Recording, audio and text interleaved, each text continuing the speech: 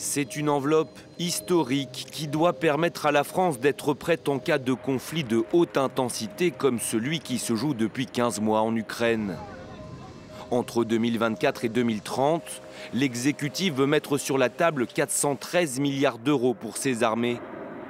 Une hausse de 40%, pas du goût des oppositions.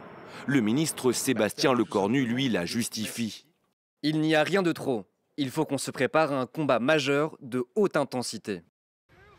Avec ce nouveau budget record, la France entend moderniser son arsenal militaire. Parmi les projets déjà connus, la production d'ici 2030 de 109 canons César nouvelle génération.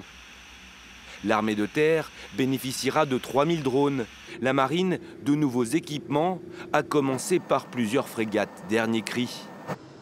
L'aviation n'est pas en reste, avec des nouveaux Rafales et des Mirages modernisés.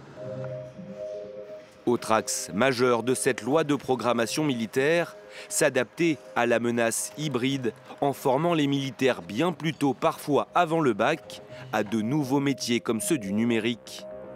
Une armée de cybercombattants, Paris espère créer 6300 emplois à terme. Pour être vraiment prête, l'armée française va aussi multiplier les exercices militaires de type Orion. Cette simulation grandeur nature inédite, organisée en février dernier dans l'Hérault, elle sera désormais effectuée tous les 2 ans. Et Bruno